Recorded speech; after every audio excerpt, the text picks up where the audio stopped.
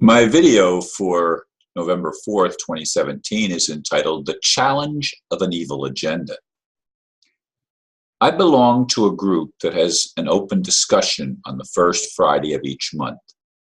It is led by a man who considered himself an atheist earlier in life. Nowadays, he's more open-minded. This was the announcement he sent out for this meeting. Quote, "Once again, it's time to stretch our minds. The gray cells need shaken up a bit. This month, we explore some of the oldest unanswered philosophic questions, such as, is man good or evil? Where did we come from? And where are we going? So if you have a personal quest to answer some ancient question, come prepared. It may not be answered, but you may come away with a different perspective." End quote. Last night, we discussed many things, including our viewpoint on God and the role to be played by whatever source is. Of course, this is an important topic for me as I wrestle with the state of the world in which we live. I know several people, including me, seem to lean in favor of the idea that Earth has been infiltrated by those who seem to have an evil agenda. Our challenge is to overcome that predicament. I chuckle here because I actually had, this is the third different title that I've had for my video today. I didn't have anything prepared till I woke up. It's going on 4 o'clock now, just past 3:45. And I woke up before 2 o'clock. And I didn't want to get up then, but I ended up getting up, even though I didn't go to bed till between 10:30 and 11, or around 10:30 anyway. And so anyway, I settled on this, the challenge of an evil agenda, as the topic, because that is what we've been dealt. We live in a world where our so-called leaders seem to have a predisposition to doing everything against life, against humanity. I mean, they poison everything, including our very DNA. And, you know, is there good or evil? Is man good or evil? Well, we've been programmed to not remember who we are. We've had codons apparently shut off so that we are limited in our capacity to have a bigger picture of how we fit into this whole scenario of human life. And the people that have risen to the top of the pyramid of life, so to speak, seem to thrive on making things as difficult as possible. And when the United States of America was founded, there were some idealistic principles held by some of the founders, including Jefferson and others. But there was also an agenda of the international bankers that was present at that time too, with Alexander Hamilton, for example. And we still face that dilemma. Is man good or evil? Well, evil has risen to the top. The people that want to control others do not have a positive agenda. Is that an evil thing? To me, it is. I don't know what you think. I don't know what most of the people that listen to this might think.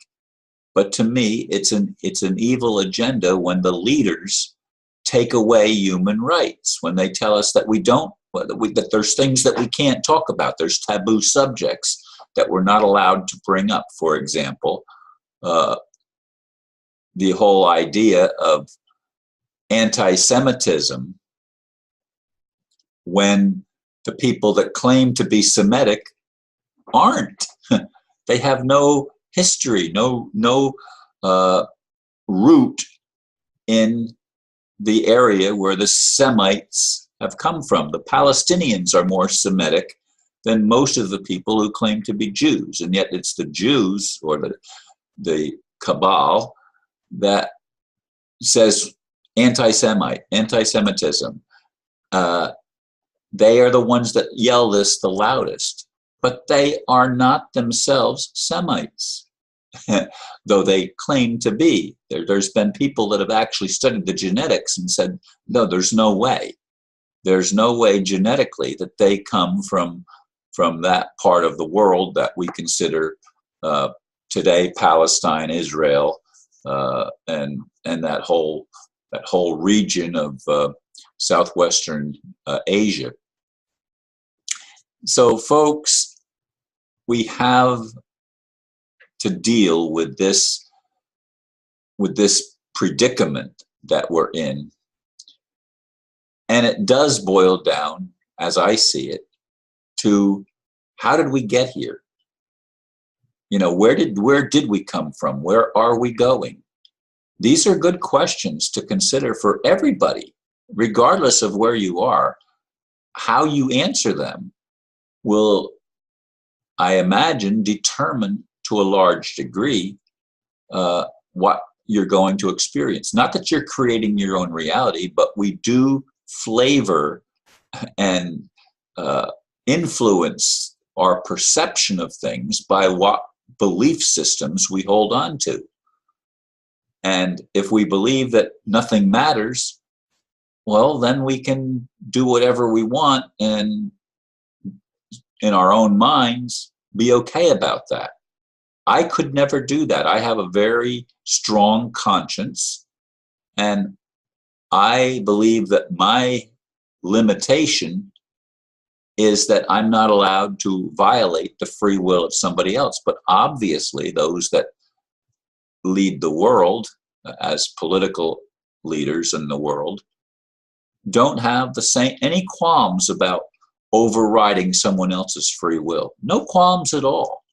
And they have no qualms about dictating what it is we're allowed to discuss. Now, I appreciate my friend who led the discussion group, and he no longer considers himself an atheist, although I would say he's moved from being an atheist to just simply being more of an agnostic. I don't know. And the truth of the matter is I've moved from being a theist into the agnostic realm because I don't know anymore either. I'd like to believe that there is a loving God. I'd like to believe that the prime creator, the source, has a positive agenda for us, but it doesn't appear that way in many cases. And we wrestled with this. We grappled with the idea that life does not always seem fair, and we don't always seem to get what we've put effort into. We sometimes get the exact opposite, which of course challenges the idea that we create our own reality. All that we can create is our own response to whatever we experience. We can't create the experience because things happen. Shit occurs. You know, we have to come to grips with this. We are in an awful predicament, and the good news is that more and more people realize it. It's not isolated to some little geographical area of the planet. It's known all over the earth. Everywhere, people are becoming informed to the degree that the internet allows the information to pass from one person to another. And I personally, as you know, would like to overcome the evil agenda. I'd like to see a leadership that promotes honesty, promotes exploration, that's willing to ask the difficult questions. And God comes from a place of being willing to love one another and to respect and at least have respect for other people's perceptions. Will that happen in my lifetime? You know that I hope it will. Do I know it will? No, I don't. So I leave this with you, and you can do with it what you will. And I do appreciate that you've listened. Namaste.